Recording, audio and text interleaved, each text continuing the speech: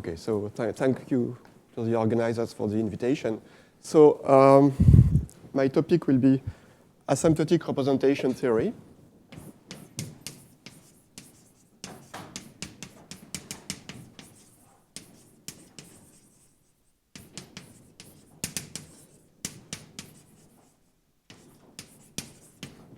Okay, and I will be mostly interested in the case, maybe the simplest case, that of the symmetric groups.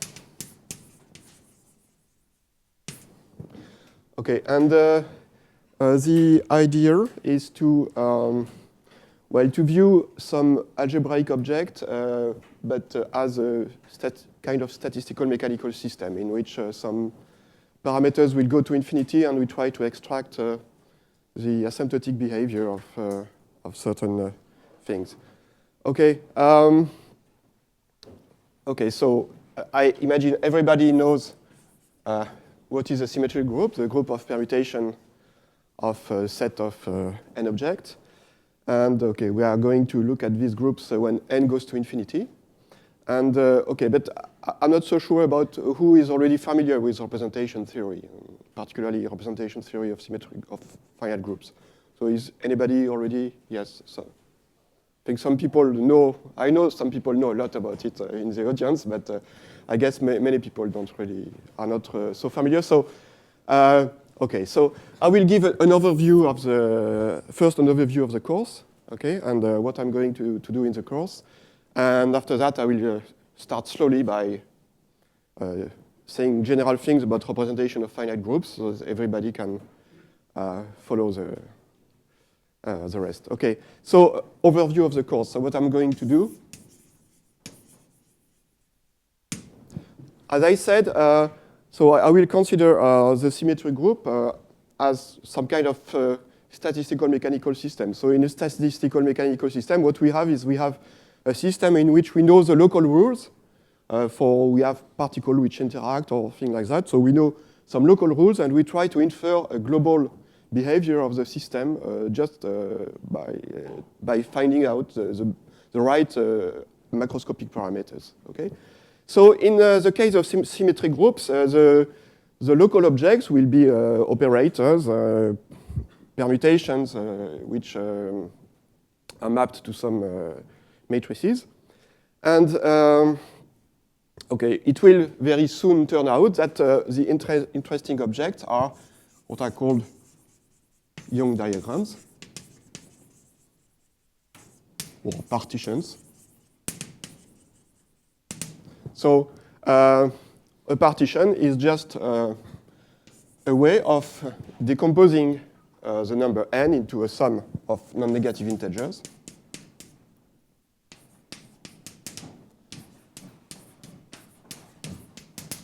Okay, we have a sequence of non-negative integers, and the sum is n.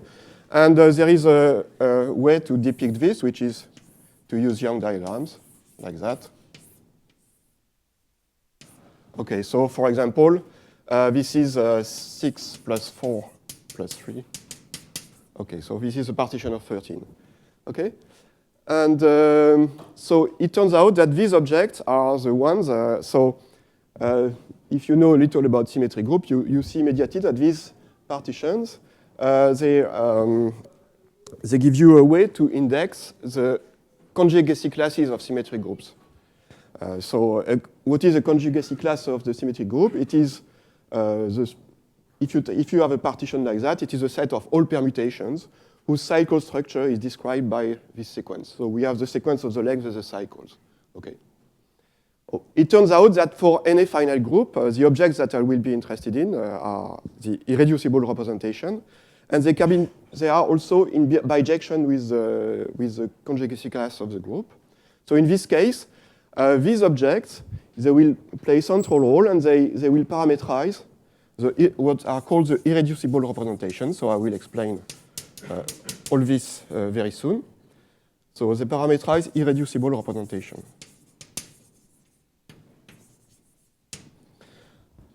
And it turns out that it will be very convenient to look at this object as these pictures, not in the following way, but in other a bit different. So what I will do is I will make a rotation and have such a picture, okay, when I picture Young diagrams in this way, okay, just by making a rotation. And then it will be, okay, there are several ways that you can parameterize this object. One of the ways will be, for example, to look at the points which are here. So on the left of the vertical axis. So okay, I'm just being very quick here. I will come back to this in very much detail later, but I'm just explaining quickly what the course will be about. Okay. Okay, so I'm looking at the, you see this is you can think of this as a function, the graph of a function if you look at just the upper boundary like that. And this function is linear on several intervals. And the slope is either 1 or -1. And you can look at on the left on the places where the slope is 1, and on the right on the places where the slope is -1. Okay, there are a finite number of them. So you can represent such a diagram by a finite number of integers, by just saying where these numbers are. And okay, and then I will look at this picture when the size of the picture goes to infinity. So the number of boxes that you can see in this diagram will go to infinity. And now there are at least 3 regimes in which there is something interesting which happens. Okay, and so I will describe this now. So n will go to infinity. Okay. And so I will distinguish 3 regimes in which there are quite different things that you can say. So the first regime is a case where these numbers, so I look at, say, let me call this, say, alpha I, so alpha 1, alpha 2, and beta 1, beta 2, so I number them in this way. Okay, so, and maybe I call them minus beta 1, minus beta 2. So the first regime is a case where these numbers are of the order n. So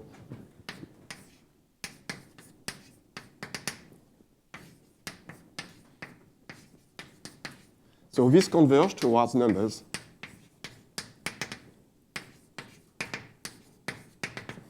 Okay? So we have this. This was first studied by Kerov and Fershik in the 80s, or maybe even more before, in the 70s and 80s. And they were interested in these asymptotics, okay, or these objects, because there are some connection with the representation theory of a very large group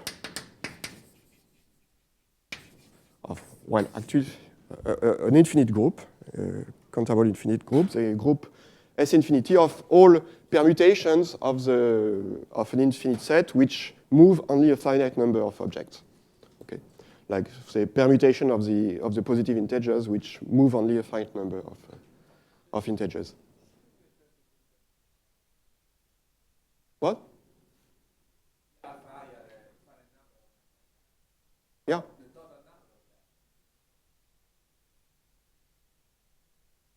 No. I'm going to explain that in more detail, okay? Wait. For now, I've just make an overview, but we will go into more detail to explain what happens here, okay? Of course, it is quite possible that if you diagram, actually for most diagrams, all these numbers just go to 0, okay? So here, what I get is just a sequence of numbers. Okay, and after some point, maybe an infinite number of them are non-zero, maybe just a finite number of them are non-zero, maybe they're all zeros. There are all these possibilities, okay? And all of them can occur. Yeah, no, I just say there is some sequence here, and there will be some sequence here, okay?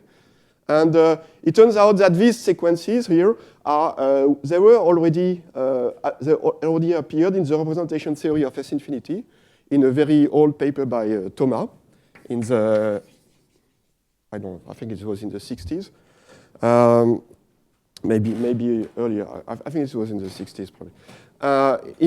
Thoma describes the representation theory, or what he calls the extremal characters of S-infinity, using these parameters. But these parameters appeared for a reason which was not obvious at the time. They appeared because they appeared in some solution of some problem in analysis, which has absolutely nothing to do with symmetric groups. So it was not really understood why they appeared. And what Kerhoff and Ferschik realized is that these parameters appeared because they are exactly the limit of these objects, and the representation theory of S-infinity, in some sense, is the limit of the representation theory of Sn. So this is the first regime, okay? And we will look at this regime, okay, in the first part of the course. I will look at that, okay? Now there is another regime. So this is the first one. Okay, so in the first regime, what we do is we take this picture here. Okay, certainly I stay in the interval between minus n and n. So if I scale everything by n, I stay in the interval minus n plus n. Okay, so everything fits into the interval minus 1 plus 1. Okay. Okay, the second regime, we will look at what happens when in this first regime, all the parameters here are 0. Okay, so when all these numbers here, so it is enough to say that the first one here, because they are the largest one, they go to 0. So this means that the diagram does not have a very long, so this of course happens only if the diagrams have some parts here, in this direction or this direction, which are of the order of n. So it cannot have many of them, because the sum is equal to n, okay? And actually, if you look at, if you draw most in some sense diagrams, this is not what happens to them. I mean, most of them, they have some, they are much more compact. And the second regime, we will look at what happens when we get a limit when we look at the following thing. What we do is we take, we make a scaling by square root of n. So we divide everything by square root of n. Okay, we divide the picture by square root of n, and then of course the surface of this object remain constant. Okay, because the surface here is just it is just n. So if you rescale by square root of n in 2 dimensions, you scale the surface by 1 over n. So and then what we observe is that these things, if we look at this function here, which has slopes minus 1 and plus 1, so this is a function which is Lipschitz, because the slopes are just 1 and minus 1. So actually, what you can see is that if you look at the possible limits of these things, assuming that, for example, alpha 1 and beta 1 stay of the order square root of n, okay, then all possible limits are given by some functions, which are 1 Lipschitz. Okay, and these 1 Lipschitz functions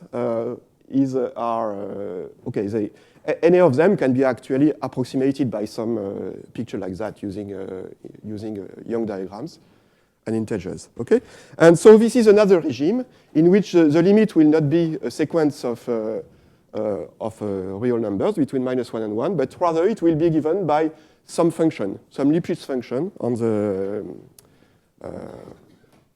Okay, and in this regime, we will use. So there is a completely different theory which arises. It is not the theory of representation of S-infinity, but it's completely different. It's a free probability.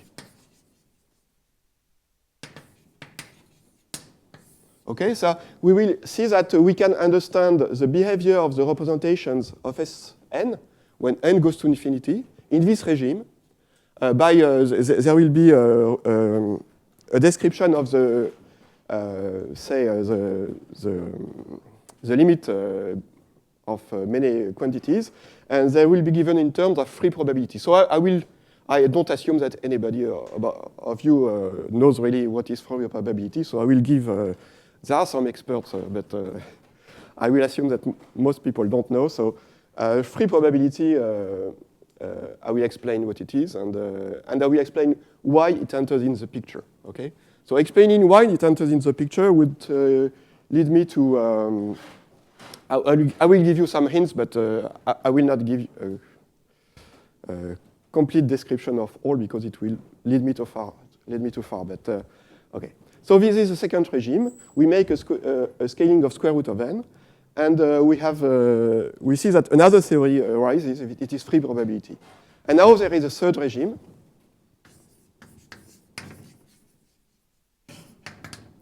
So in the third regime, what we do, we use representation theory. So in the first and the second regime, what I'm looking at is I'm looking at, say, some fixed diagram, some fixed sequence of diagram which grows, and I'm trying to understand the asymptotic of the representation theory in terms of the parameters on the diagram by putting suitable parameters on the diagram. Okay? In the third regime, one does something else. One chooses a diagram at random using some probability measure. There are many interesting probability measures which come from representation theory. So the most famous perhaps is the Plancherel measure. So I will explain briefly what is the Plancherel measure, but I think probably I will not have time to talk about this third regime. Okay, but in this third regime, what we do is we take a Young diagram of very large size using the Plancherel measure, and what we do, so we write the picture like that. Okay. And what we do is we try to, these numbers, alpha and beta, we don't scale them, but we look, so we will have a very large diagram, but we look at a certain region of space of finite size, and we try to understand which numbers, here it will be numbers of the kind beta, which numbers here appear, okay, and what is their distribution. And here it is a very, still another mathematical theory which appears. It is determinantal processes.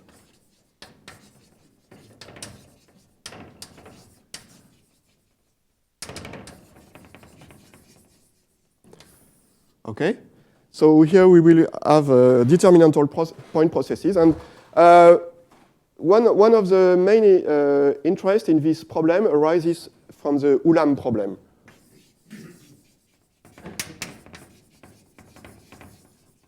Okay, for reasons which are I cannot explain now in a few words. It turns out that Ulam's problem. So Ulam's problem is the following: you take a permutation at random, and you look at the longest increasing subsequence of the permutation.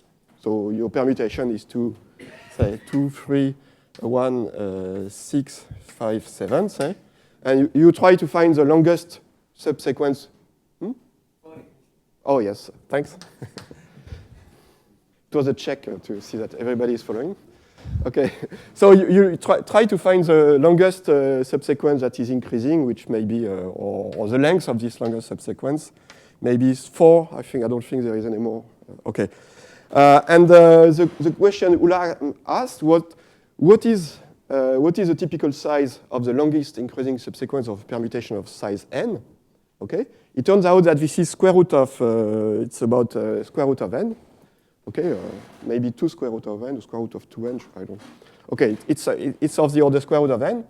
And then it turns out that by looking at the Plancherel measure on Young diagrams and using some miracle bijection, which are called the Robinson-Chesney-Knut algorithm, you can give a very, very detailed asymptotic behavior of this random variable. So the longest increasing subsequence of random permutation. Okay, so it was, and this is actually very much related to random matrices.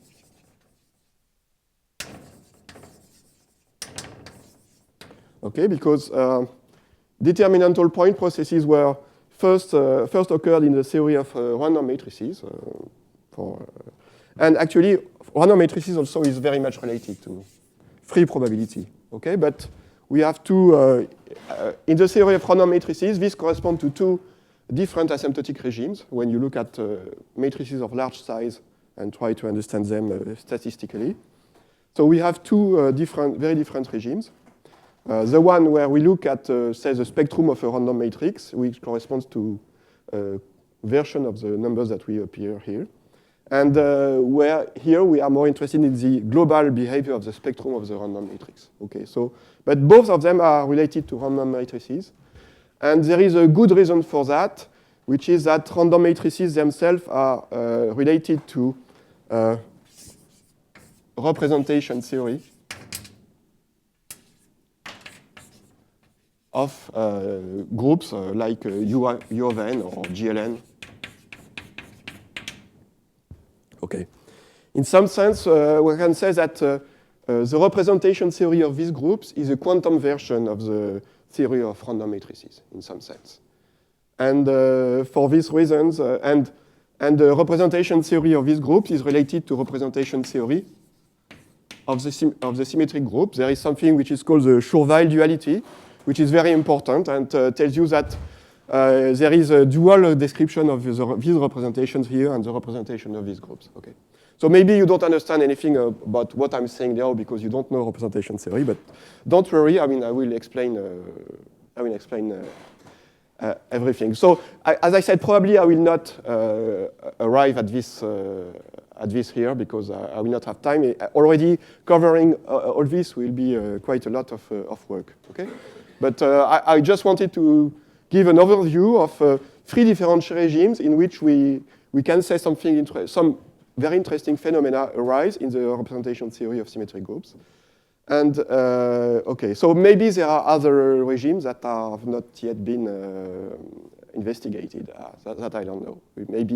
Maybe some intermediary regime between these, but okay. There are some hints that they should also be interesting things to say, but I will not. Mainly, I will start. Okay, so this is the overview of what I want to talk about. So what I'm going to do, so today I will start very slowly. I will just start with representation of finite groups in general, explain the theory and the basic facts that you need to know in order to go further about this theory. And then so the next course will be on Thursday. So on Thursday I will go to describe in detail the case of the symmetric group, the finite dimensional, representation theory of the finite groups, the symmetric groups, in very much detail, and using an approach which is maybe not the conventional approach. Okay, there are many approaches to the representation theory of symmetric groups, and I will use one which is very much useful for understanding this regime and this regime which is here, and it's the approach which is based on some things which I will explain, which are Justice Murphy element, and which was advocated by Okunkov and Fershik a few years ago. So before I start, I want to give you a few references. So apparently there have been some activity, editorial activity in the field recently, because I found two very recent books which talk about this thing. So first one is that one, representation of the infinite symmetric group by Borodin and Olshansky, which gives you, it's a Cambridge Studies in Advanced Mathematics. Okay. The other one is by Aki Tohora, the limit shape problem for ensembles of Young diagrams. Okay, so these two books, I think, appeared in 2016. Okay, so there is a book by Kerov, which is older, but which is nice to look at, which is called Asymptotic Representation Theory of the Symmetric Group and its Applications in Analysis. It's a book by the IMS, by Sergei Kerov. And the third one is, it's not a book about asymptotic representation, but it's really a book about the representation theory of the symmetric group, which is, it's also not as recent as the others. It's by Ceccherini, Zilberstein, Scarabotti, and Tolli. Okay, and this one uses the approach of the symmetric group that I'm going to describe in order to look at the asymptotic. Okay. Okay, so this is the overview, and now I'm going to start really talking about the subject. So, are there any questions at this point? That's okay, no problem. Okay, so let's start.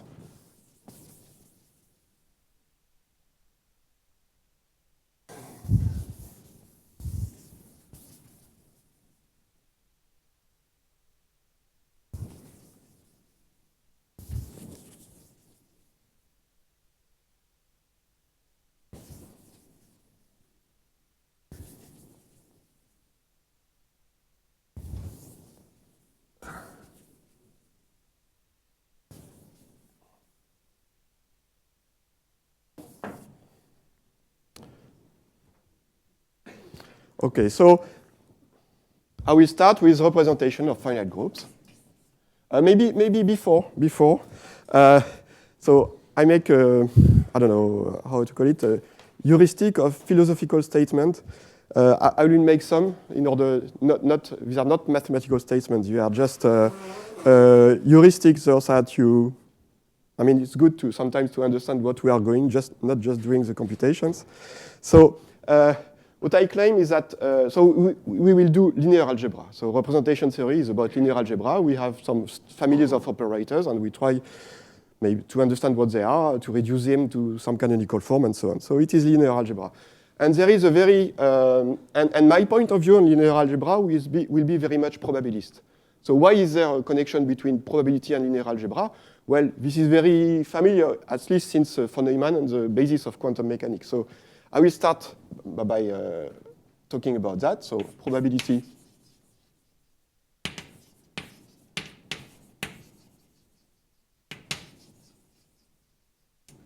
Okay, so it's just some remarks that maybe not all of you are familiar with about the connection between probability and linear algebra. So suppose I start with V Hilbert space, finite dimensional. Okay, you could take it infinite dimensional, but I want to keep things very simple. And A self-adjoint operator.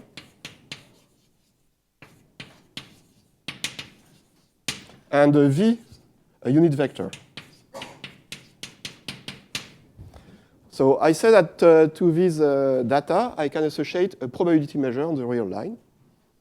Okay, there exists a unique mu on the real line, which is whose moments are just given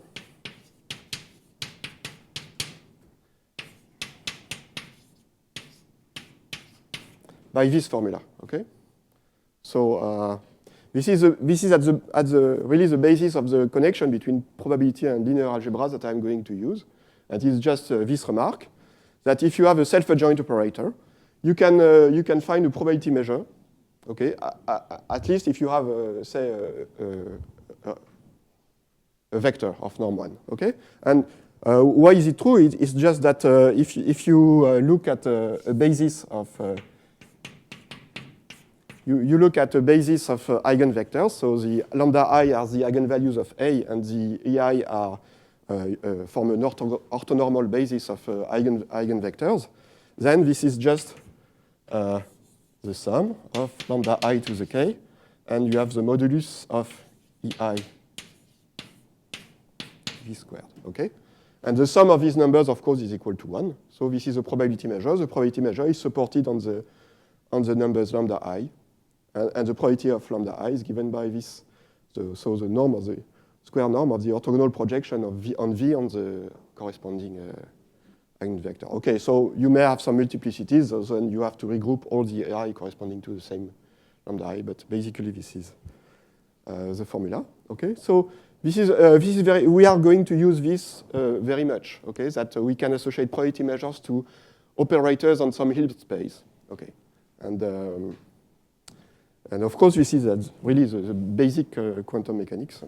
And actually, we can even be slightly more general in the sense that we can make convex combination of such probability measures.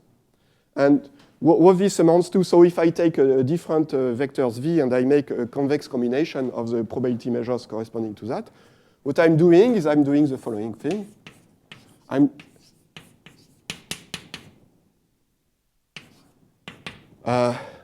expressing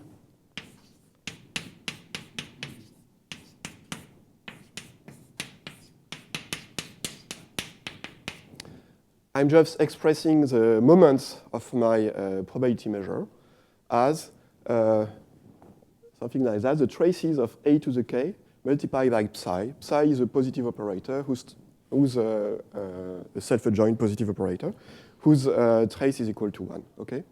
So I can always, by taking a linear combination of such things, okay, this is a special case where psi is just the orthogonal projection on the space generated by V, okay?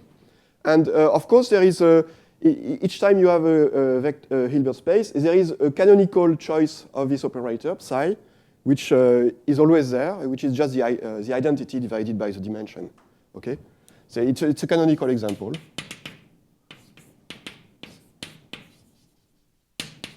Okay. And, okay, so this is the first remark that each time as soon as you start doing linear algebra, there is some, at least if you have a Hilbert space or some positivity structure, there is some probability which is in the background, okay? And of course, again, this is just the basic of quantum mechanics, these remarks.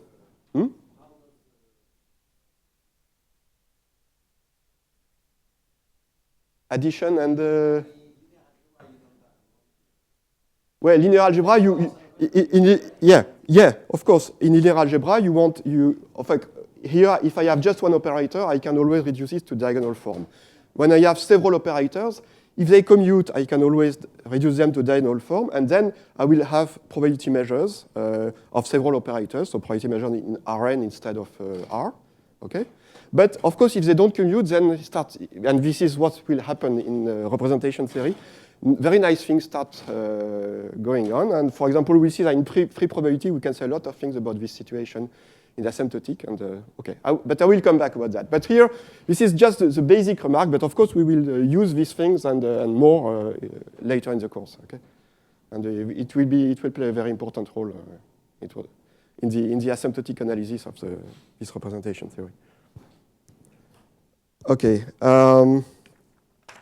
So now let's start with representation theory.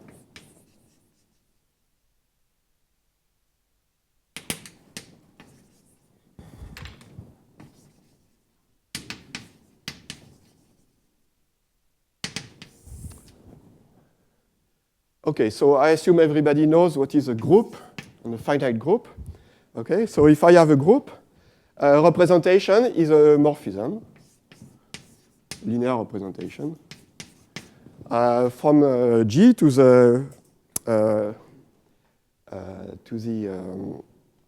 group of linear operator, invertible linear operators on some vector space V.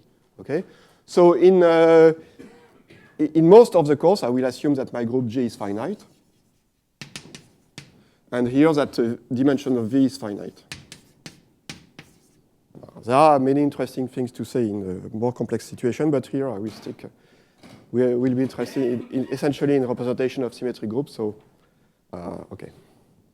But what I would say is that when we deal with finite groups, many things that we can say about finite groups go over to compact groups. Okay, not everything, but a lot of them go over to compact groups. So we could look also at compact groups. But okay, here I will look at So why should one look at these objects? Okay, why do you want to look at representation of finite groups? If you have a group, you have a group. Okay, why do you want to look at representation? Well, there are many answers to that because these representations occur in nature. I mean, we can find them in a natural way. Another way is that representation allows you to find some function of the group which have very special properties. And these functions are the analogues of the so I'm talking to people who are more familiar with probability theory. If you would want to analyze function on the real line or on the integers or on the torus, it's very nice to decompose them to use Fourier analysis. Okay, and it turns out that and the Fourier analysis is about decomposing functions into linear combination of exponential functions. And the exponential function, what are they? They are the morphism, group morphism from the real line, say, to the complex numbers. Okay, and so decomposing a function into this and these, we will see later, they are just the irreducible representation. So if you want to find a nice set of functions to deal with, to understand the function theory on your group, then it's very useful to look at representation theory. It is the analog of the Fourier analysis that you have that you are used to in Rn or Zn and so on. Okay, so that's one of the reasons to look at representation. There are many other reasons, but say if you come from probability theory, say for example, it's a motivation. It's to find things which are analogous to the Fourier analysis that you are used to in probability theory. Okay, but the point is that whereas on Rn the representation, the irreducible representation, are one-dimensional, for non-commutative groups, we will have to look at more complicated representations. Okay, so for representation there is so there are lots of things that you can do with representation. You can take direct sums. If you have representation, you want to build other representation, so you can take direct sums. Okay, so by if you have a representation into GL of V1 and another into GL of V2, you can take the direct sum. You can take the tensor product by mapping, say, G. If you say G maps to rho of G, so suppose I have rho 1 and rho 2, then I can take the tensor product, and it is still a representation. It is still a group morphism from G to GL of V1 tensor V2. So if I have a group G and I have a subgroup H, okay, then you can if you have a representation of G, of course you can build a representation of H just by composing with the inclusion of H in G. So you have what we call restriction. Okay, that's one way of building a representation. It's having a representation of a big group and restricting to a smaller group. Okay. There is another operation which is called induction, which does the other thing. You start with a representation of G and of H. Okay. And you want to build a representation of G. So this other construction, I will come back a little later. So after I make some further remarks. Okay. So I didn't say it, but I always look at representation over the complex field. Okay, because of course it's here. It would be possible to look at representation of the other fields, but for the complex field, there are some things which are interesting and that you don't see in other some tools that are useful, but that you don't see in other fields. Okay. Well, now.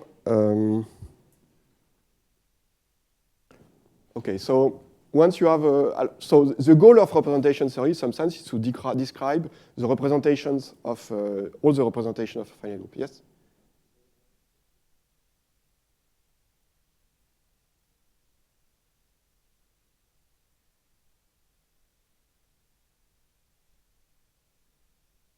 No, it's the same group. The same group. I have two representations of the same group. Yes, you can also, there is also something that you can do is to, you have a product of two groups. You can also take the tensor product of these representations in the sense that if you have rho 1 here and rho 2 here, you can take the tensor product, but here you send, say, if you have a pair G1, G2, it's also possible to do that, yes. Yes, there are relations like that. But here I was talking about operations on representation of one group. Okay, but of course you can do that also. So in order to build new representations. Okay. Now the fundamental fact about representation of finite groups is that you can reduce them.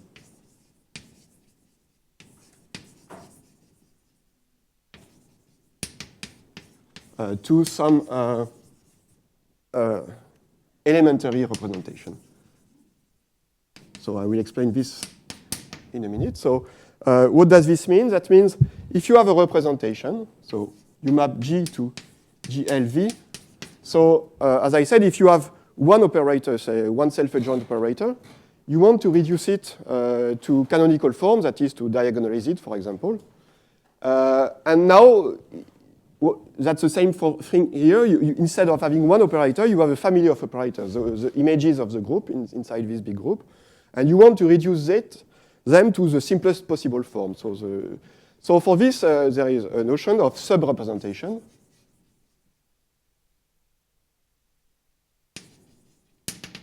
So if W is stable under rho, so this means that for any G, the space is included, is stable by G, then of course I can consider the restriction of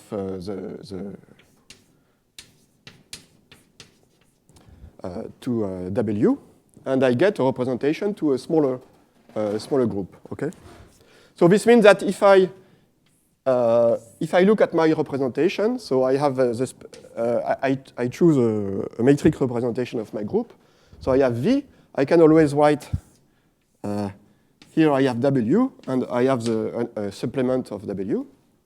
Okay, then I can all my matrices will be of this form. They will have zeros here because the space is invariant. Okay, and now when we are looking at finite groups, a very nice thing happens is that remark. We can always assume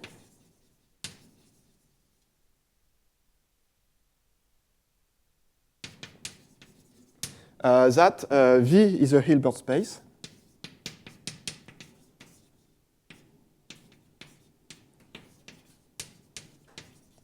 And the representation takes value in the unitary group of V.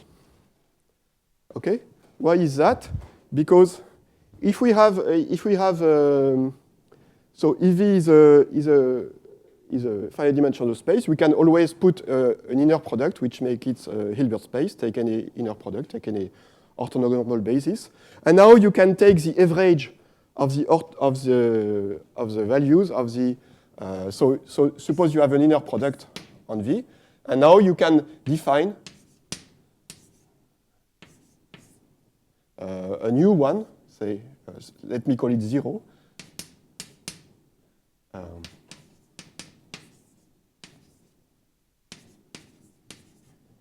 Okay, we can always average the images of the inner product by the action of the G's. Okay, when we do that, what we obtain is a new inner product, which it is still an inner product between.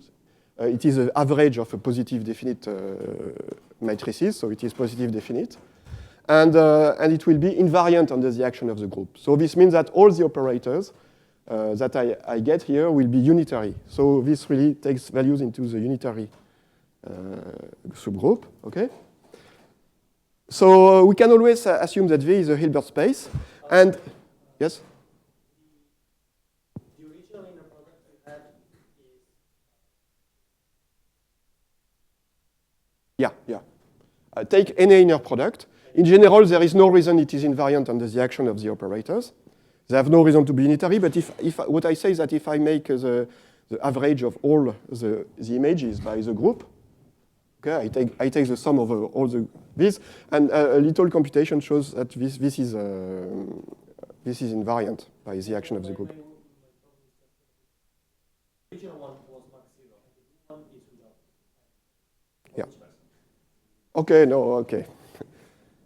This is the original one that you choose arbitrarily, and then you produce one which is a new one, and which this one is a Hilbert space. And the advantage of that is that if you have a subspace which is invariant, so here it's here, which is invariant by the action of the group, then because all of them are unitary, the orthogonal will also be invariant under the action of the group.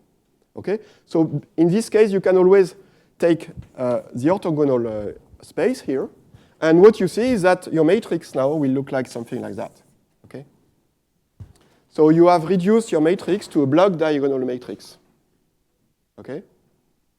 And of course, you can go further. I mean, if W contains smaller representations, smaller subsets which are invariant, or W prime, you can go like that. And each time you will be able to reduce it to smaller diagonal matrices, block diagonal matrices, with the size of the block smaller and smaller until you reach a limit where you cannot do that anymore. And in this limit, what we see is that what we call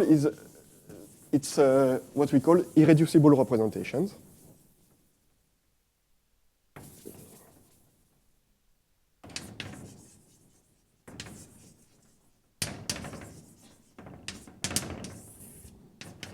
So what is an irreducible representation?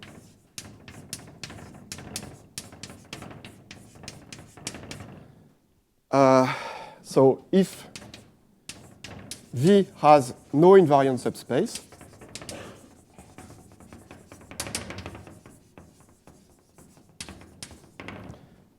it is called irreducible. Okay?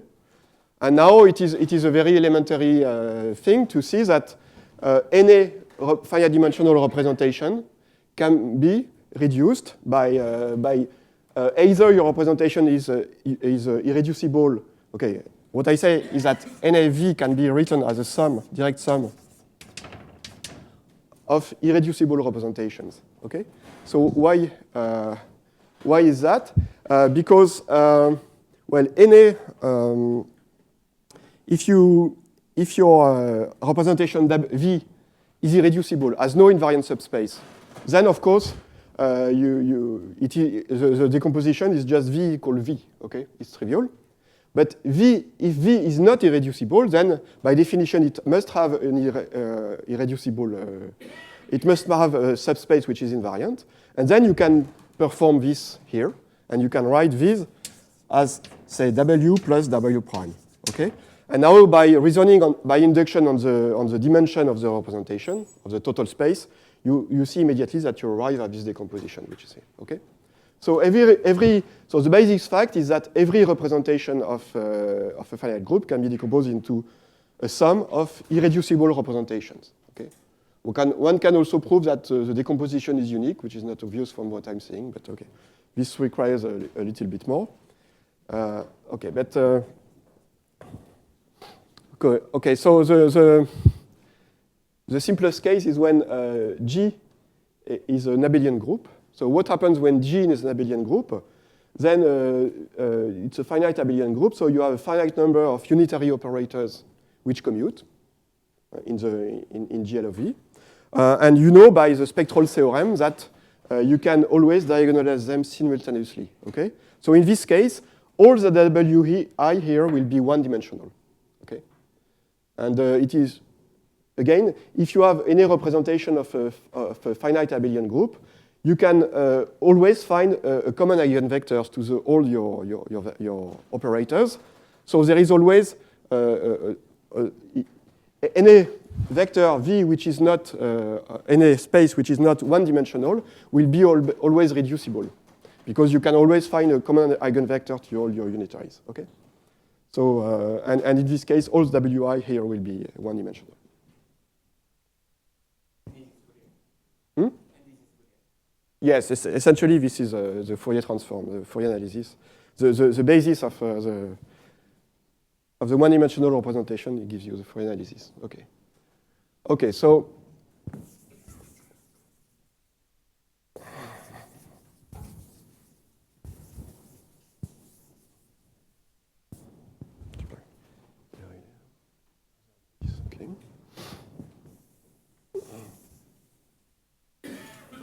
So of course, now you imagine that the main goal of representation theory is to identify what are these irreducible representations, okay? And given a representation, how to decompose it into irreducible representation, a direct sum, to do it effectively.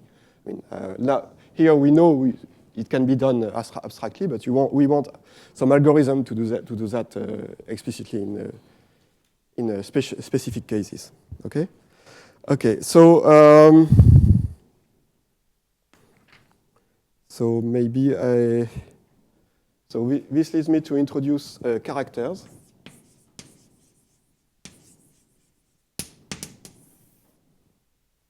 So characters.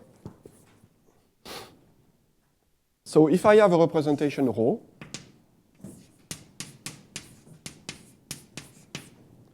the character of what is called the character of O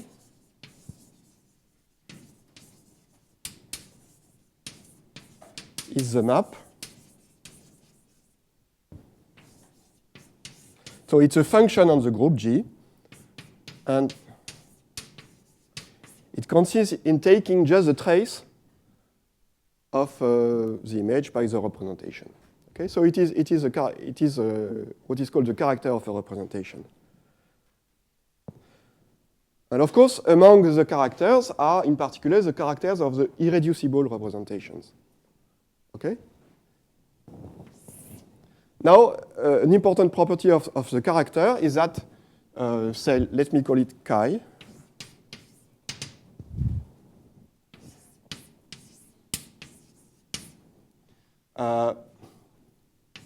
Is constant on conjugacy classes.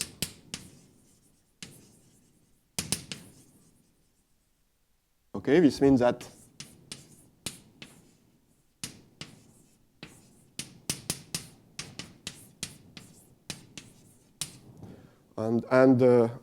so why is it so? It's just look at the formula, and in the formula you just see that rho of G1, G1 minus 1 is a conjugate matrix to rho of G. Okay, so and we know that the trace is the same on two conjugate matrices.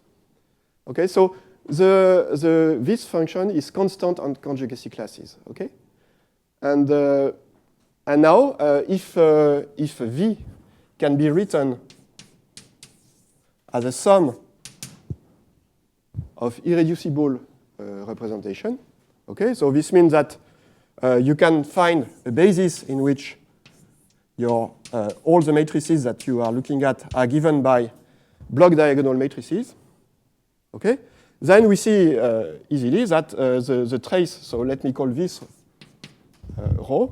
Then chi rho is just, if you take the trace of these matrices, it will be just the trace of the restrictions of the parts that are in Wi. Okay, so in this case we can say that rho is a direct sum of say, let me call them omega I. Omega I is the reducible representation corresponding to Wi.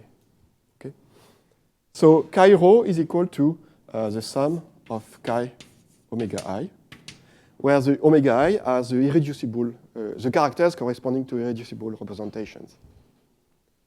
And now there is a fact, which is not obvious, but it's a fact.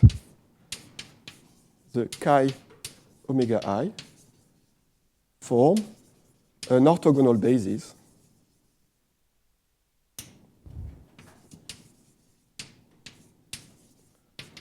of the space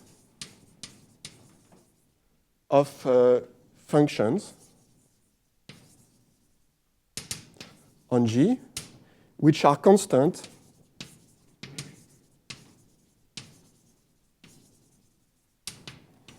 on conjugacy classes. Okay.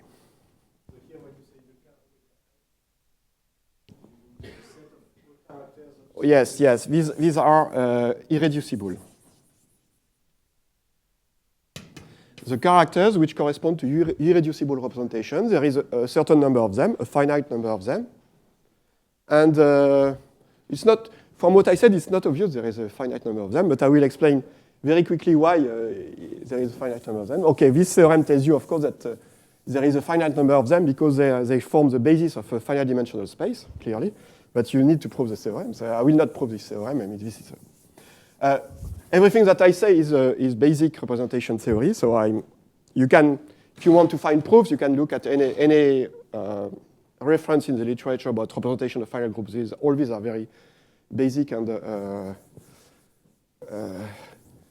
well. Yes, yes.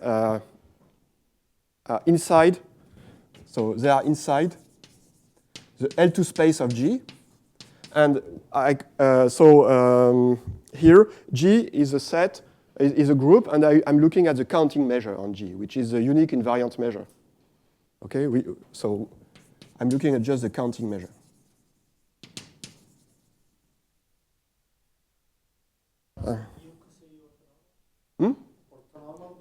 Orthogonal basis. So in general, not. Well, after it depends on the normalization you choose and so on. So I will just. Okay. Yeah, there are several possible. Okay, here you could insist that this is probability measure. You could not. Okay, all these things. So I just. I will give you very soon a very simple example where you can check for yourself. Okay.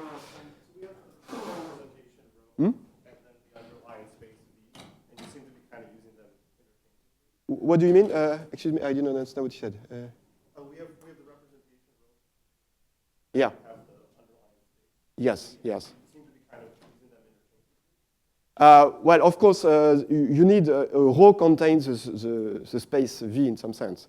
If you need, when I say W, I say also the group representation. It's implicit. I mean.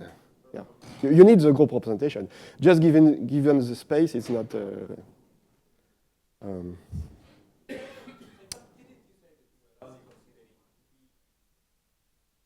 Yes, I forgot something. That's yes, thank you.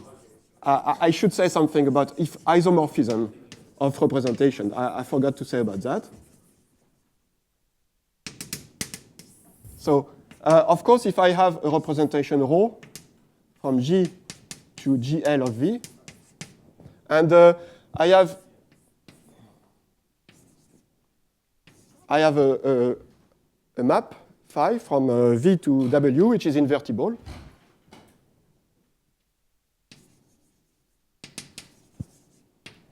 So any operator on V can be considered as an operator on W using this isomorphism between the two spaces. Okay, but for us, we will say that the two representations are equivalent if you can pass from one to the other by an isomorphism on the, okay, you can, because of that, you have a map from here to here, okay? Okay, so, and clearly we have two representations of G, but these representations, they just amount to, say, a change of basis of the space that we are looking at. So we could say that they are equivalent in the obvious way. That you don't want to say that these two are different representations because then, I mean, you have so many different vector space on Earth that it would be. Okay, so really you want to say about. All I say about representation is that we consider two isomorphic representation if they are related by such a map between the underlying spaces. Okay, and the map should transport the action of G on V to the action of G on W. Okay, and then we say they are equivalent. And of course, you can see that in this case, their characters are the same. Okay, the map which is here. If you compute that on V or on W, and they are related by this isomorphism, you get the same result. It's because you adjust, you can compute them in one basis of V, and you take the analogous basis of W, and then you make the same computation. So they are really the same. Okay, okay, so I should have mentioned that earlier, certainly. Okay. Okay, so we have this family of, it's a nice family of function on the group, which are invariant under conjugation. And they form a linear basis, an orthogonal basis, actually, of the space of function on the group. And, well, actually, there is another,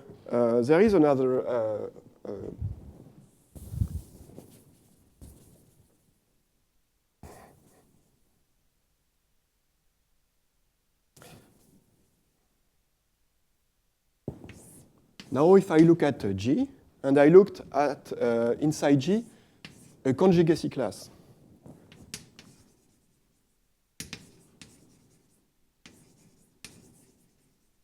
Okay, that is, I take some element and I look at all its conjugate by the action of G by conjugation. Then, of course, the indicator function of C is invariant under conjugation.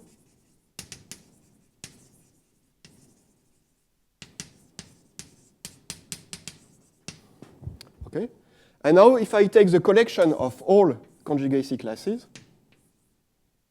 okay, these functions, clearly, they form a basis of the space of functions which are invariant under conjugation.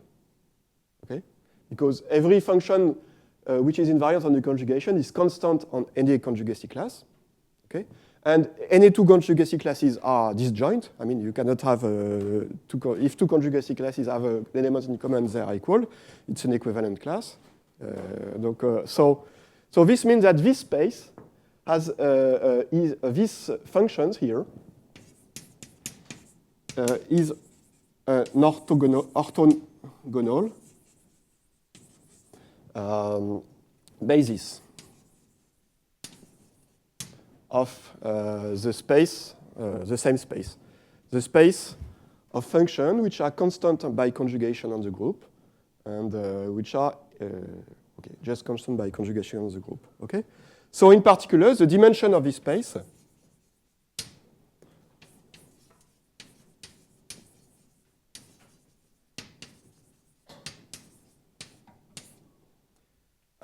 so this is equal to the number of conjugacy classes.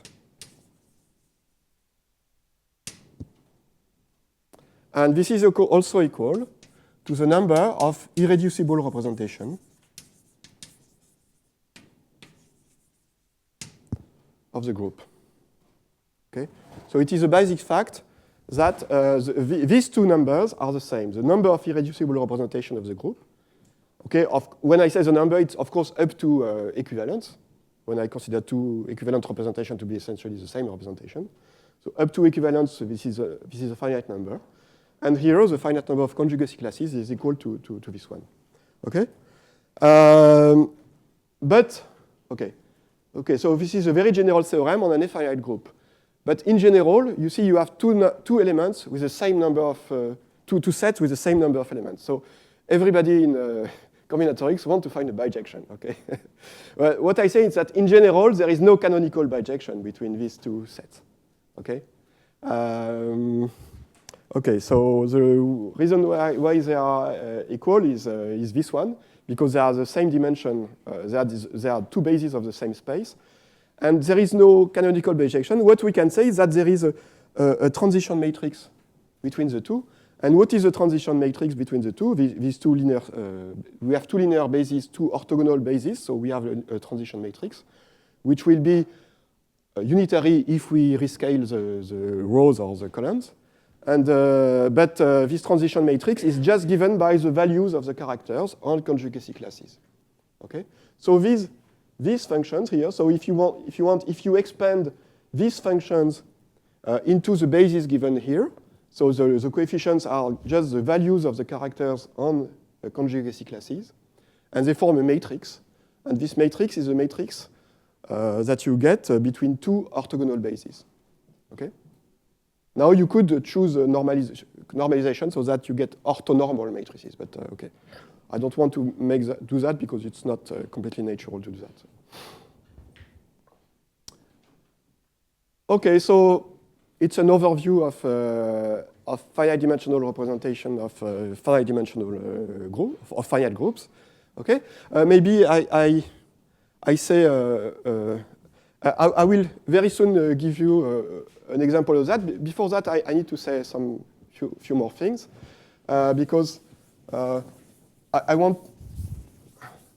There is an object which is also very useful, which is the group algebra.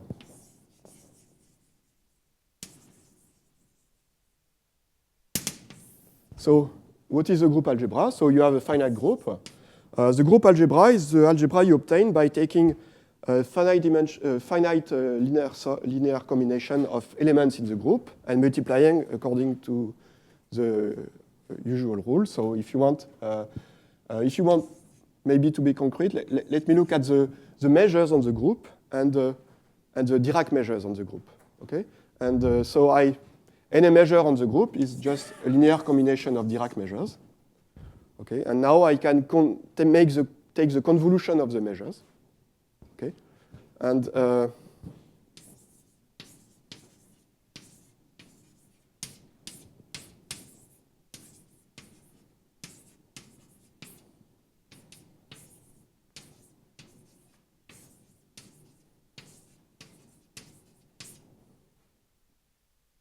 okay, and in this way I get an algebra whose dimension is equal to the dimension of the number of elements of the group. Okay, because this is a basis. The Dirac measures form a basis. Okay, so I will call C of G this algebra.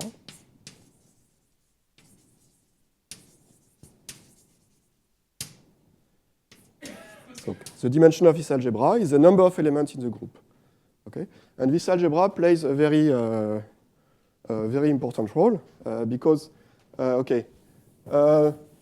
so closely connected to this algebra is the L2 space of the group, which I've already encountered here.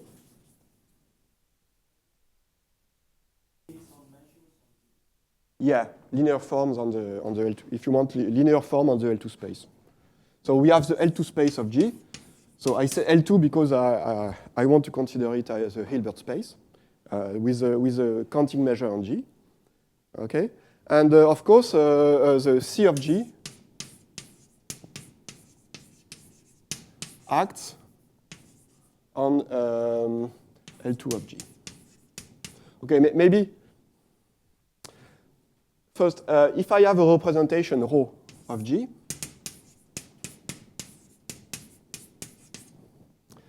then of course, so it's a map which sends each element of G to some matrix. Okay, and of course I can here on the right take linear combination of these matrices. So I can always extend this by taking linear combination to a representation of the matrix of the algebra of the group to the endomorphism of V. And of course, I don't go into the invertible in the form of endomorphism. I get all possible endomorphism. Okay.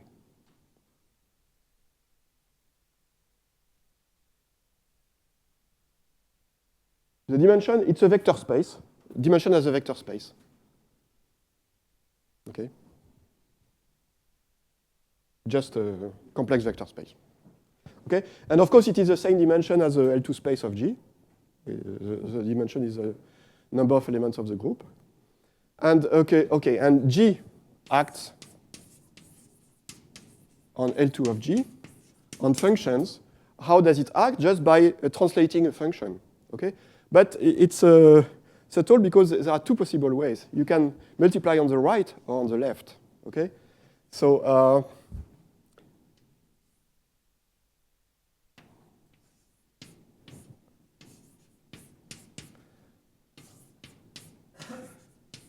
You have the right representation,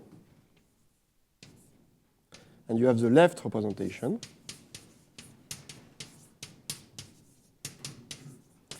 I hope I get it right because I never know where you have to put the -1. You have to be careful that you have to put the -1 if you want really it to be a representation and not a representation of the opposite group. Okay, so you can if you have a function on the group, you can look at the function translated by the action of the group, and you can do that either on the right or on the left. And well, you can see that these two actions commute. I mean, multiplying on the right and multiplying on the left are two operations that you can do in the order that you want. Okay, they commute. Okay, so you have two commuting actions of the group G on its L2 space. Okay, and these two actions, you can of course linearize them and have action of the measures of the group by convolution, either on the left or on the right. Yes?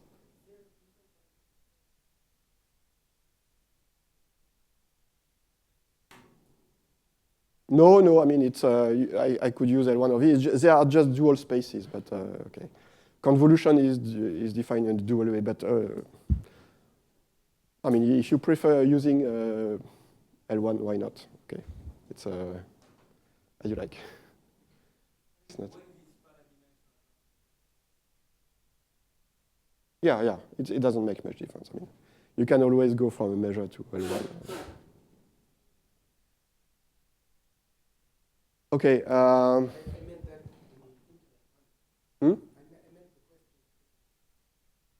yeah. But in the infinite dimensional context, there are, of course, lots of analytical problems, and I don't want to go into this now. Now, I'm just doing finite dimensional linear algebra. If you go to infinite dimension, of course, there are lots of analyses that you have to do in order to make sense to all of this. I mean, and but I don't want to go into that. I will stay very combinatorial, very. We will let the dimension go to infinity, but it will stay finite. At some point, I will say something about representation of S infinity, but it's more complicated things. I mean, the simple phenomena that you see here, they disappear in the dimension, and you have new phenomena which occur.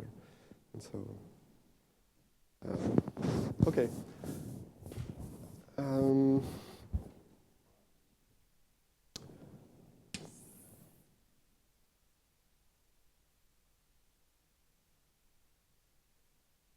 So you have an action of G on the L2 space of G. And now what you want to do is reduce it into irreducible parts. Okay? And the theorem, we have that L2 of G. So if we take either the right or the left action, we have the same decomposition. So some omega, say.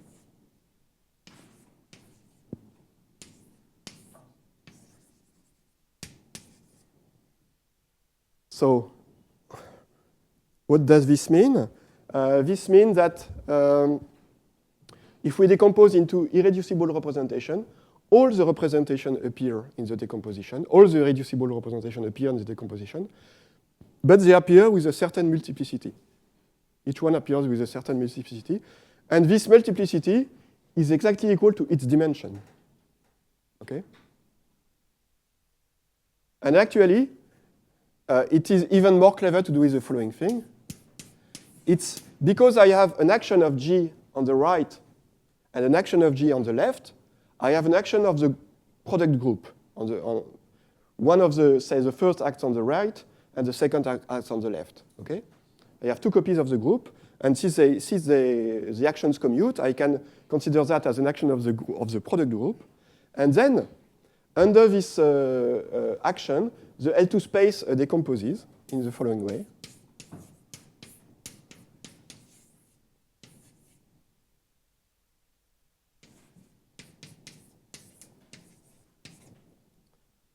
Okay, so this is an action of here. I look. So these are irreducible. If I take an irreducible representation of G and another irreducible representation of G, and I make the Ethersum product, I get an irreducible representation of the product. This is not obvious, but you have to check. And here, the representations are paired by some map here, which is just taking what is called the contragradient. Contragradient is just, you fix some inner product, and you take the transpose of the inverse. Or if you want, if your representation is unitary, it's just taking the complex conjugate of the representation once you have fixed a basis. Okay? Well, okay. So to each representation, you can associate another representation, and so they are paired, and we see the pairing in this way in the decomposition. So it's a very nice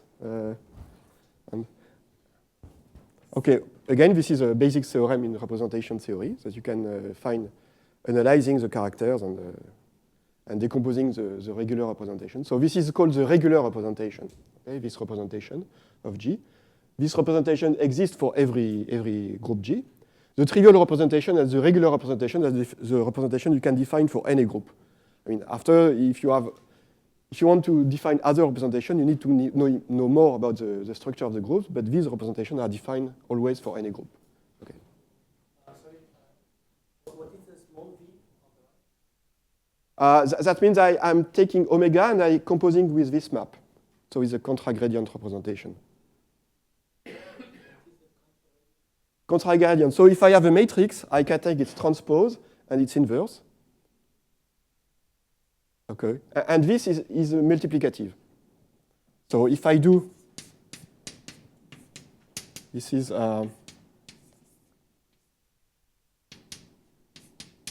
because the transpose, you get the inverse, and you do it twice, and you go back to the original order. Okay. It is here because these two representations have the same. This one and this one have the same dimension. They're obtained by composing with a morphism. Okay.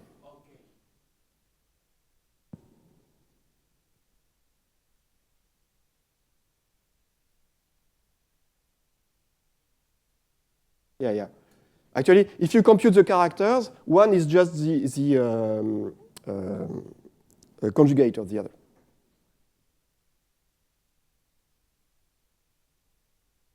So very often, for example, for the symmetry group, actually there is no difference between the two. They are the same representation. But in general, you have to distinguish. For example, if you have finite groups, then this is just the conjugate. You have a character, a abelian group, I say. You have a character, and this is the conjugate character, so the inverse character. Okay. Okay, maybe this will be a little more concrete if I choose simple examples. Okay, so I will explain how to do that for S2 and S3, the symmetric groups. Okay, so for S2 is very simple. It's a group with two elements, the identity and the transposition, 1, 2. It is an abelian group. And the characters, so the irreducible representations are just the identical representations. So they are one-dimensional, and they send both elements to 1, to the identity in a one-dimensional space. So if you want to 1 in the complex space, the complex field. And the other one is the what you know as the sign of the permutation. Okay, so epsilon of 1, 1, and epsilon of 1, 2 is -1. So there are two representations. As you see, the L2 space of S2 is two-dimensional, and we have a basis. So this forms the basis of the L2 space. Okay. Okay, so this is rather trivial. S3 is slightly more interesting. Yeah, the table, okay. So 1, 1, 2. And here I have, so the identical representation, and 1. Okay, and you can see that it is an orthogonal matrix. Okay, it's not orthonormal, but I could have divided by some things to make it orthonormal, but it's an orthogonal basis matrix, certainly. Okay, S3 is slightly more interesting. Yes? Can you show the latest thing? Oh, this? Oh, yes. You, well, so L2 is just, so it's the sum of, it's so V1 tensor V1 plus V epsilon tensor V epsilon. So these are the functions which are constant on the group, and these are the functions which are odd. which take opposite value on 1 and the transposition. Yeah.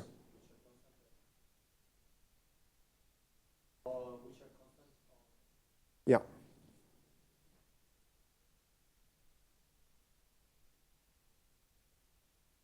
But everything is real, so you don't really. You take the conjugate, but everything is real, so you don't really. Real, or the representation are real. So when I do that, you see, you just are taking the conjugate representation. If your representation happens to be real, then you just need to. It's the same representation, and actually, this is what will happen in the case of the symmetry group. All the representation will be over the rational. So. Okay, and now what about S3? Okay, the dimension is of the number of elements is 6, and there are 3 conjugacy classes. So the identity, the transpositions, and the cycles. Okay, so there are 3 of them, 1 of them, and 2 of them here. Okay, so what we expect is that we will find 3 irreducible representations.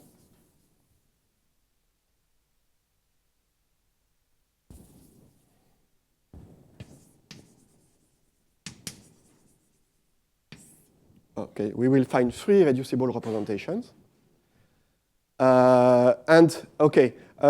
Maybe I should have stated here now, a consequence of this formula is Bird-Science formula. It tells you that the number of elements, if you take the dimension on both sides of the formula, you see that here the dimension is the number of elements of G, and here it is the sum of the whole representation of the square of the dimension of this representation.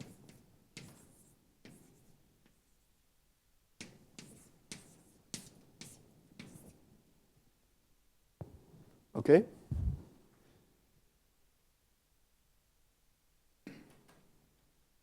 Okay, so for S3, we are looking for 3 irreducible representations, and the sum of their squares should be equal to 6.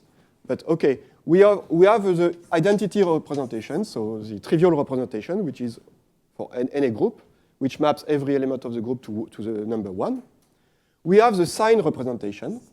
Okay, we know that the sign it is the other, and one can see that these are all the one-dimensional representations of symmetric groups, this one and the sign.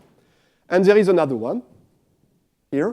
And what we see is that 6 is equal to 1 plus the dimension, which unknown x, plus 1. So what is x? That's my first exercise. What? Plus or minus 2, yes, but is minus 2 the dimension of something? Well, we are in mathematics, not in physics. So minus 2 is not a dimension of the vector space, so the dimension is 2. Okay, so there is a 2-dimensional representation here. And fortunately, it is very easy to construct this 2-dimensional representation of S3, because S3 acts by 3x3 matrices on the space generated by E1, E2, E3, by permuting the vector in the bases. Okay? So we have a natural 3 representation of the group. So this means we have a map from S3 to the general linear group on 3 dimension. Okay? Okay, but we want a 2-dimensional representation. So what do we have to do? Yes, there is obviously a vector which is invariant under the action of by permutation. It is the vector E1 plus E2 plus E3. Okay? This vector is invariant by the action by permutation of the vectors. Okay? So clearly, it is a subspace which is invariant. And now, we know that the orthogonal will be also invariant under the action of S3.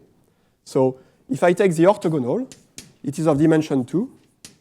And one can prove that it is irreducible. Okay? So the proof that it is irreducible, if we have a two-dimensional vector space, saying that it is irreducible, it is enough to prove that there is no vector which is invariant by all the permutations. Okay? But you see that any vector which is invariant by all permutation will be a multiple of this one. So in the orthogonal, there is certainly no. Sorry, no. I was saying something stupid. Sorry. No, it's more subtle. You need to find. You look at. Sorry, I was a bit quick. You look at these vectors which are orthogonal to this vector, and if there is an invariant subspace by the action of S3, it is a one-dimensional subspace. Okay, so this means that all the elements of S3 must act by a scalar. It must be an eigenvector of all the elements of S3. Okay, and now it is a little exercise to see that there is no in this subspace there is no common eigenvector to all the elements of S3.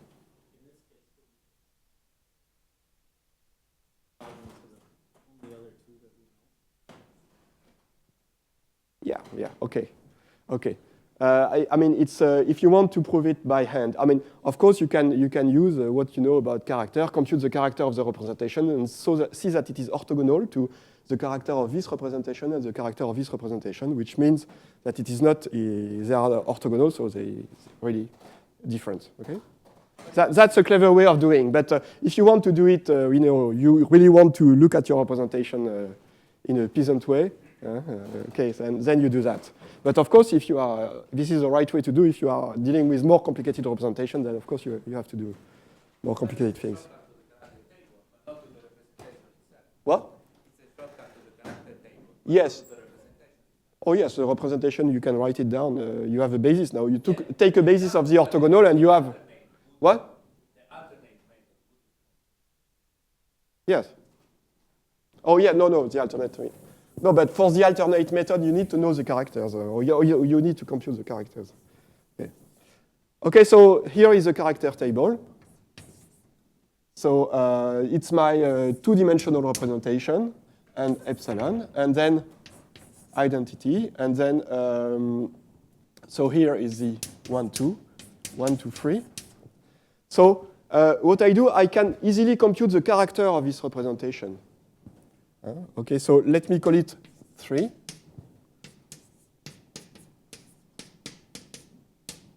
Okay. This has a deeper meaning than what it looks like. Okay, so I mean that this representation, I have decomposed it as the sum, direct sum of a representation here, which is a trivial representation, which acts on the space generated by this vector, and the orthogonal representation, which is two-dimensional and acts on the orthogonal of this vector. Okay? And now, if I write down the character, it is the sum of these two characters is equal to the character which is here. So this one is easy to compute. It is a constant function equal to 1. So it's, yes, so if I look, what is the character here? So in the trivial, in any representation, the identity, the character, is the dimension of the representation. So here I get 1, 2, 1. Okay? So I will now compute the others. So here in the identity representation, so this first column will be always composed of 1. And this first line here will be always composed of the dimension of the representation when I write down the character table. And of course, the other ones are more complicated to compute. But here we have, of course, here in the case of the symmetric group, we always have this, which is easy to compute. And here we note it is -1, and here it is 1. Okay? So it remains two quantities to find. And these quantities, now you can see, we can compute the character of this representation here by looking at the matrix and looking at the original matrix. For example, if I look at this matrix, say the matrix of a transposition, and I see the character is equal to 1. Okay, the trace is equal to 1. Okay, and well, in general, I mean, this is a computation you can do here. But in general, you see in the case of symmetric groups, you can always let Sn act on n by n matrices by permuting the vectors. And you will always find that this vector is invariant. And it turns out that the orthogonal is also is an irreducible representation. And the character of this irreducible representation you can just obtain by taking the character of this representation, n by n matrices, and subtracting 1. Okay? So this is the character here. And I have to subtract 1, which is the character here evaluated on 1, 2. Okay? And so here I get 0. Okay? And now, and so what are you going to get in the general case if you look Sn act by n matrices by permuting the entries, the vector, basis vector? And how many points, how many ones do you have on diagonal then? It is the number of, yes, it's the number of fixed points of the permutation. So in general, we always this irreducible representation. And this irreducible representation, the character of a certain permutation will be the number of fixed points minus 1. Okay, so here it's minus 1, because there are 0 fixed points here. And we get the representation. We get the matrix, and you can check that it is orthogonal. So the lines are orthogonal with respect to just the simple inner product, but the columns are orthogonal. But you have to be careful that you have to multiply by the number of elements when you compute the inner product in each between columns. You have to multiply here by the number of elements in the conjugacy class in order to get the orthogonality relations. Okay. Sorry, can you repeat the argument why you have to remove 1 from the last 2 slots that you calculated? Why I have? To remove 1. Oh, yes, because of this equation. So when I compute the character of this representation, I find that it is a number of fixed points. And I want to find this character. So I have to subtract this character, which is equal to 1 always. It's just the character on the value of the eigenvalue on this vector, which is invariant. So it is 1. Okay, so it is this sum. And if you want, I can write it down. Okay? And in general, you would have n here, n minus 1 here. And you would get that the number, this character is equal to the number of fixed points minus 1 in a symmetric group of larger size. Okay, but in general, you would know that this one would be irreducible. In this case, we know because we know it is true in the general case. You can prove it, but I will not prove it. Okay. No, in the next lecture, I will give a detailed construction of all representations of all symmetric groups. And we will see that there are many ways to do that. I will choose one way to do it. And okay. And in particular, it will contain that. Okay. What? This one? Standard representation, yes, maybe. I don't know exactly. Yeah, it's a simplest representation of symmetric group apart from the sign and the trivial representation. Okay. So I think maybe the abstract thing that I said, general thing, may be a little bit more concrete if you look at it in this way, on a very concrete example. And now exercise. Exercise. Try to do the case of S4. And I give you some hints. Try to do the same thing for S4. So for S4, well, how many conjugacy classes? So you want to find the irreducible representation and the character table and the conjugacy classes. Okay. So what are the conjugacy classes? Where we have the identity, we have the transpositions, we have the 2 cycles, we have the 4 cycles, and we have this here. Okay. So there are 5 conjugacy classes. Okay. And now, how many representation can we find? Well, easily actually. So easily we can find the identity representation, the sign. Okay, that makes 2 of them. Then we have this representation, by action on this space. So it will be a three-dimensional representation obtained by the four-dimensional representation by taking the orthogonal of the vector obtained by the sum of the things. Okay, so this will be, let me call it, I don't know, omega. And now, what we can do is we can multiply omega and epsilon. That's taking a tensor product if you want. And it will be another representation of the same, the character will be just the product of the characters. And it turns out that this representation, it has the same dimension because it's a tensor product of a one-dimensional space by a three-dimensional space, so it's, again, three-dimensional. It turns out that it is not equivalent to that one, and that you can easily see by computing the character, because you can compute this character, and you can compute this character. You can easily see that when epsilon is equal to -1 on this one, for example, and on this one you get a non-zero term, because you get the number of fixed point -1, it's 1. So you get 1 here and -1 here. So the two representations are not the same. Okay, and the two of them are irreducible. Sorry? Yeah? Before you said that equivalential representation has the same character, but the opposite is also. Yeah, yeah. I didn't say that, but it's, yes. The opposite is also true. Actually, there is if you know the character of the representation, I can say how to compute a representation if you have the character. Then you can look at all the, if you know an irreducible representation and you know one coefficient, that is, say, G, the function which maps J to some coefficient of the matrix of the representation, Gij, then you can actually build the whole representation by looking at this function. And so it is a function on the group, and you look at all it translates. So let me call it phi ig of G. And you look at phi ig of GH as a function of G. All the translates, they generate a vector space. And on this vector space, you have the action of the group, say, on the left or on the right. And this vector space generated by this function is the space of the representation, of the irreducible representation that you are looking at. It's not obvious, but it's true. Okay. That's one way of constructing the representation.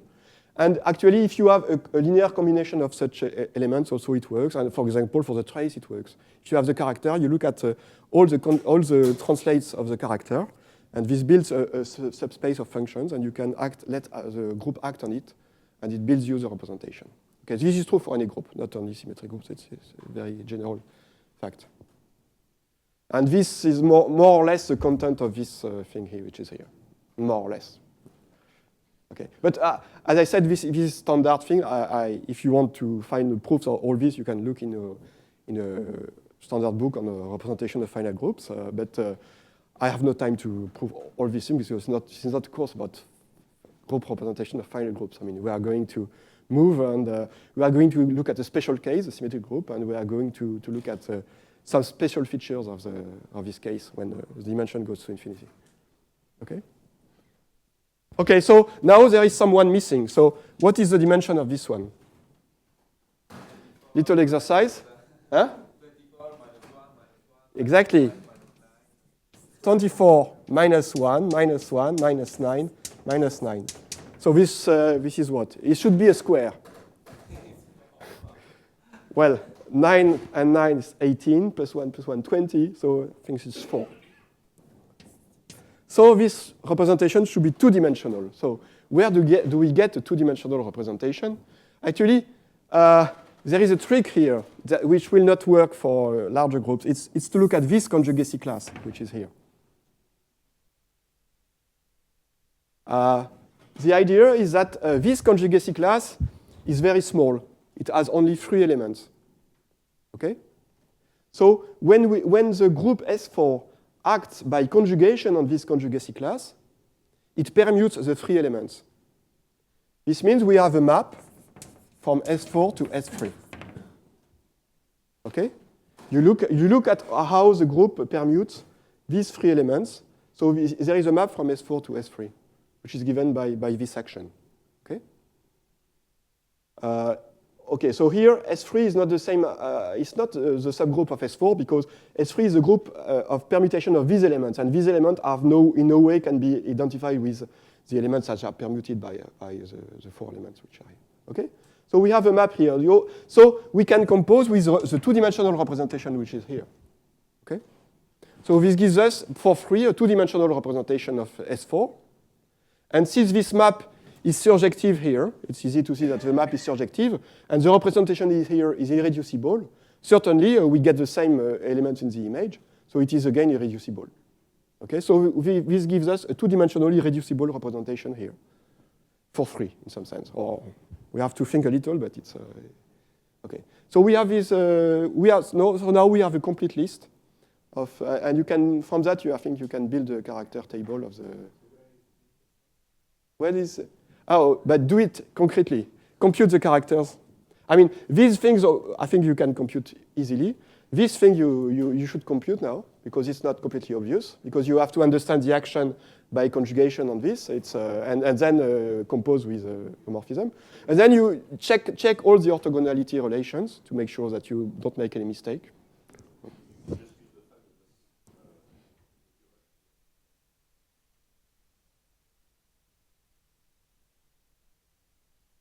Yes. I mean, if you know all the characters except one, then the other one is for free because you just look at the orthogonal. It's an orthogonal basis. Up to some constant, but the constant is fixed because for example, we know the dimension. Okay. So certainly, if you know all the characters except one, okay. Now, if you try to do S5, it's more complicated. Okay, and there is no trick like that because maybe you know a famous problem in algebra. Computing roots of polynomials by taking, Galois theory. So the point is that here, S4, there is a map here, so there is a kernel which is, and so this group is solvable because it has a, and of course, S3 also is solvable. So S3, S4 are solvable groups, but S5, it has a subgroup which is the alternating group, the group of even permutation, and this group is simple. And it is known since Galois that because of that, you cannot solve general equation of degree 5 by radicals. Okay, you cannot reduce.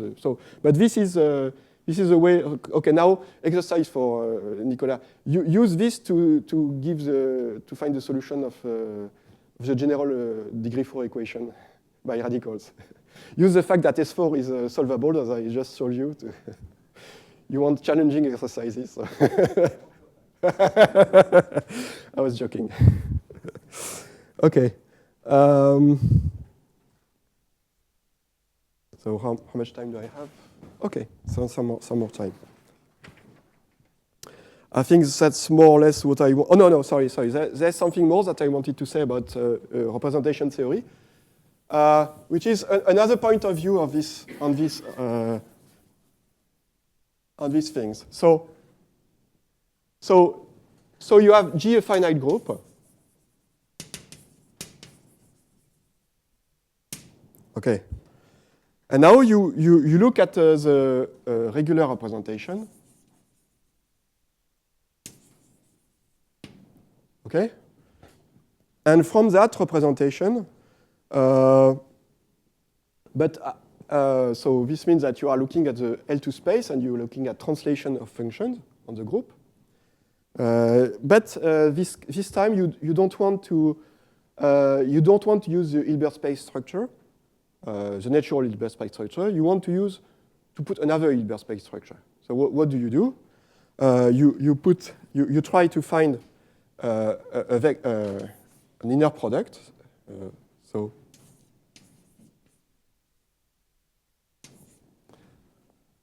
You want to find an inner product which will be invariant under the action of the group.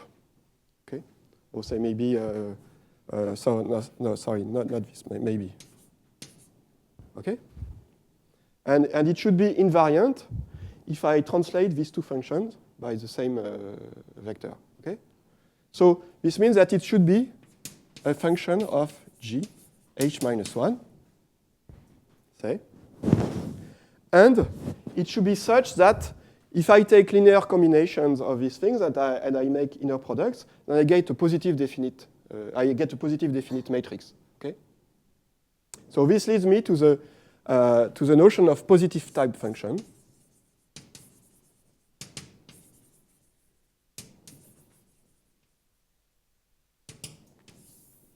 So what is a positive type function? It's a function phi.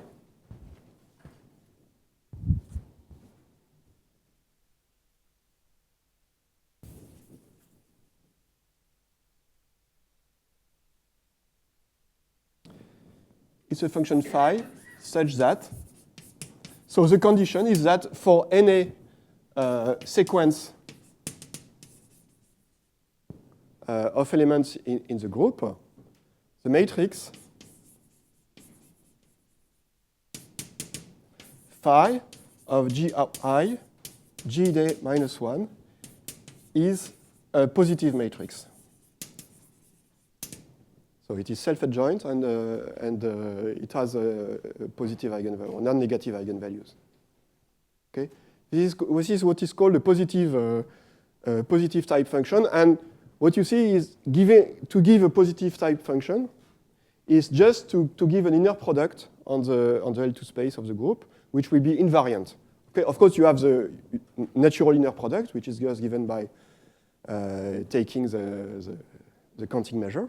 But you have many others, okay? And each of them corresponds to what is called a positive type function on the group, okay? And okay, so what is a positive type function? Another way to look, so now you can look at a regular representation. It will be a unitary representation, but with this new inner product. And now you see that phi of G, so say let's,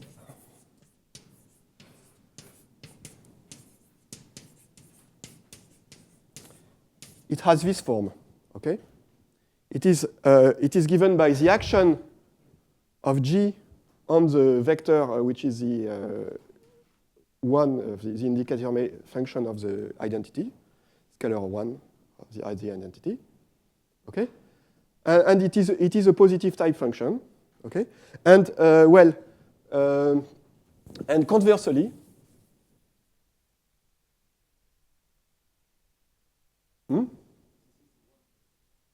that's the identity of the group. E, yes, it's an E. Yes, sorry.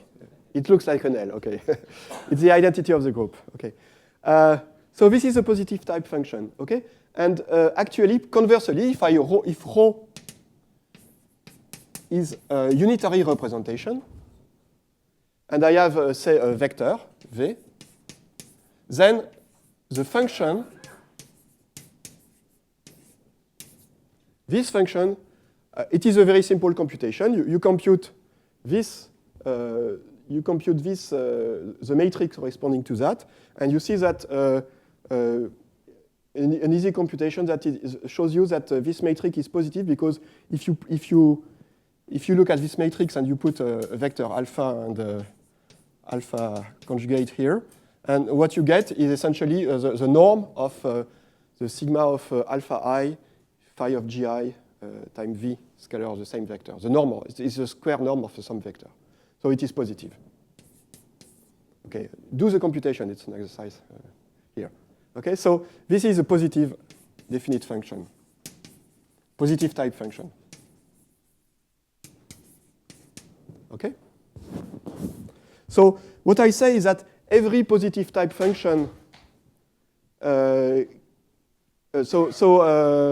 what I say is that every positive type function can be put in this form, and conversely, every function of this form is a positive type function. Okay? What is a little troubling is that this condition of being positive definite, a positive type function, is invariant under taking positive linear combinations. If you take positive linear combination, the matrix here will be a positive linear combination of positive matrices. It will again be positive. Okay? So, still we can make it. We can always assume that it is in this form. And so if you take sums of these things, say, with different vectors, linear combination with different vectors, or with even different representation, it can always be put into this form, canonical form, which is here with just one vector. This is a bit disturbing at the beginning, but it's not. There's nothing very deep behind that. It is just. Yes. Okay. Yes, it's a kind of yeah. And among the positive definite functions. So as I said before, if you want, you can replace that by trace of rho of G psi, where psi is a positive operator, okay, by taking linear combinations of such things, exactly as I said in my first comments about probability and linear algebra. Okay, when you take linear combinations of such quantities, you get, in general, the trace of rho of G times some operator, which will be a linear combination of orthogonal projections. So it will be a positive operator, positive self-adjoint. Okay.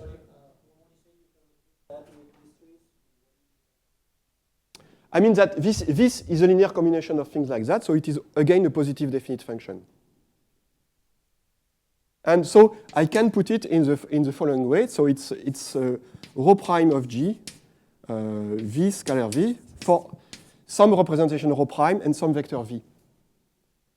So this sounds strange, but if in fact what you have to think is that if G rho is a representation of in V, it is also a representation in the matrices over V acting on the left. And now psi becomes an element V in the set of matrices. So this is a representation rho prime obtained from representation on V by representation on matrices. Okay. Well, if you don't understand what I'm saying, it's not very, there is nothing deep, it's just a little trick of linear algebra. So. What you mean is that if you have psi... If I have a positive operator here, this is a positive definite function. As I said, and what I say is that a positive definite function can always be put in this form, where V is some vector. But goes from V to the positive number. So this is a function, say it's a function phi of G. It's a number. It's a number. No, psi. Psi is it's an operator on V. So this belongs to U of V, say. It's a unitary operator. It's a unitary representation.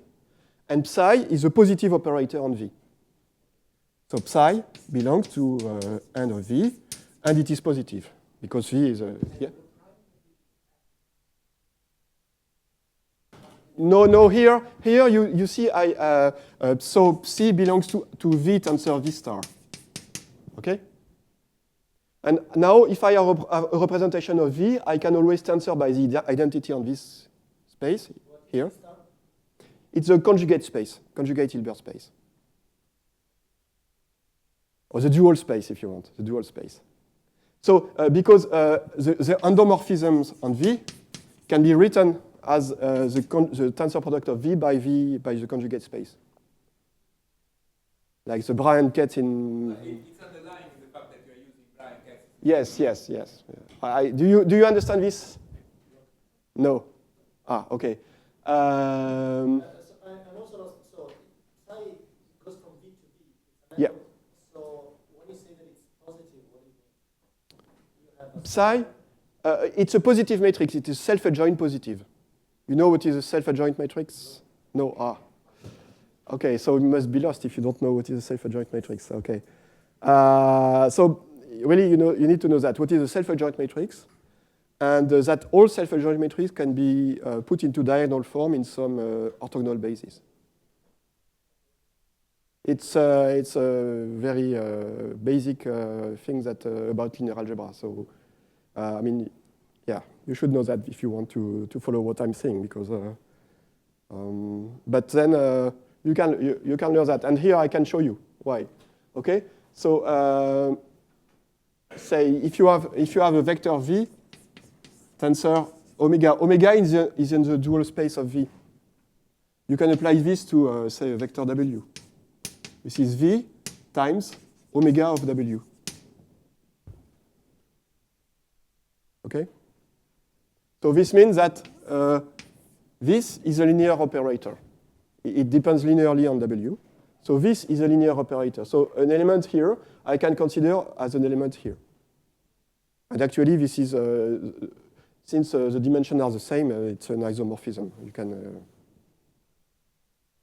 Yeah, is a function that goes. Yeah, yeah. When you multiply v and. So this is a complex number. Yeah, okay. And this is a vector. Okay, so okay, there is a natural identification of the endomorphism on V with this tensor product, which is here. V by the dual space. There is no choice. I mean, it's a completely canonical identification. So if I use this identification, if I have a representation in V, I can extend it to this larger space by just saying that it acts trivially on this space. And then I get this equation, which is here. Okay, so there is nothing deep in this equation. It's just okay. And now among the okay, if I look at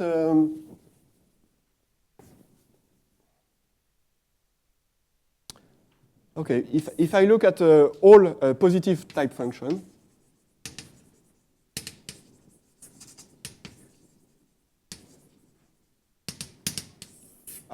And I look, so they don't form a vector space, but they form a cone because they are stable by sums and by multiplication by positive numbers. Okay, so they form a cone. And inside, they are the ones which are invariant. So it's positive type function. And they are the ones which are invariant by conjugation.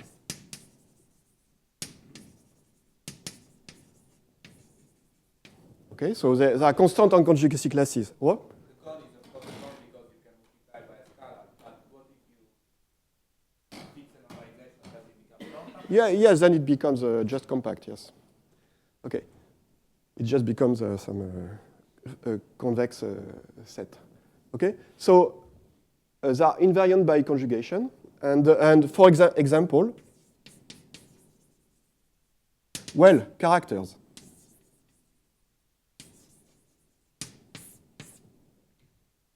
Okay, characters are examples of, because they are exactly of this form, where psi is just the identity, so it is a positive operator.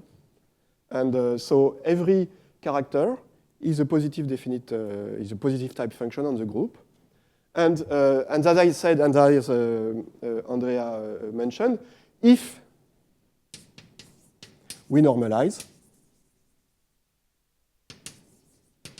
so if I normalize, that is, I normalize all my function to be equal to 1 at the identity. Okay? Well, there is one thing I didn't say, but if a function vanishes at the identity, and it is positive of positive type, then it is identically 0. Then you have to check using the, it's not completely obvious, but you have to check using these matrices. So you have, if a matrix, okay.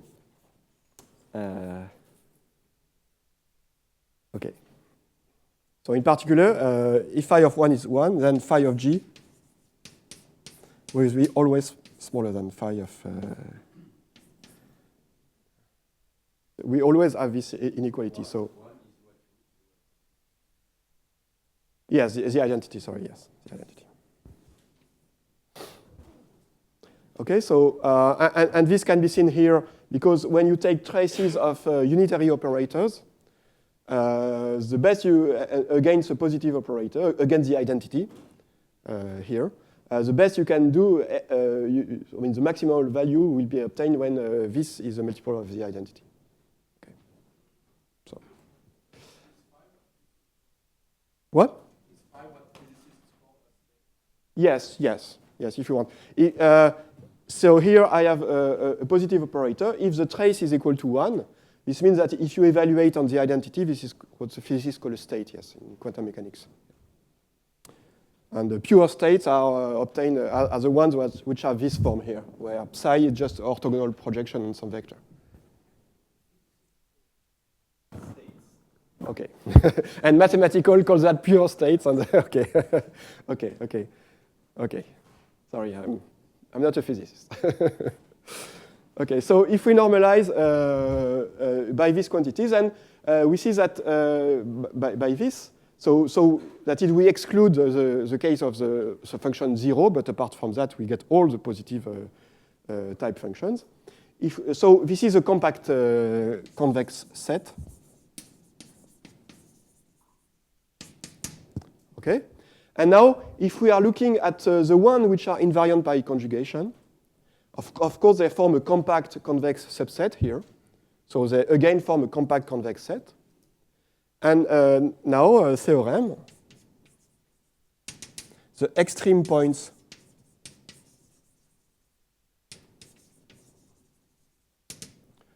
of this compact set, of this compact convex set, are the irreducible characters. Or more precisely, so the irreducible characters, not exactly the irreducible characters because of this condition which is here. So the characters are divided by the dimension of the representation. Okay, because if you look at the character, the value at the identity is just the dimension of the representation. Is the trace of the identity is a dimension. So they are the irreducible characters, but normalized by the dimension. Okay. I think it's almost. Okay, yeah, it's almost. Okay, so today I made a survey. So I stated a lot of things. Okay, so maybe you get lost at some point because if you are not familiar with that, if you are familiar, it's okay. But if you're not familiar with that, maybe it's a lot of things. But I mean, I will come back to that in a detailed way, as I did here, in the special case of the symmetry groups. And then we will see all these notions come up at some point, and so we will go back again. But the important fact is that you see there is a mixture of linear algebra.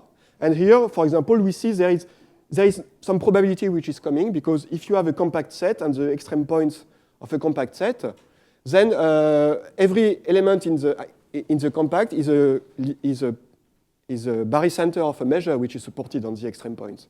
Okay, so we have every time we find a positive type function, we will find a measure, a probability measure on the irreducible characters.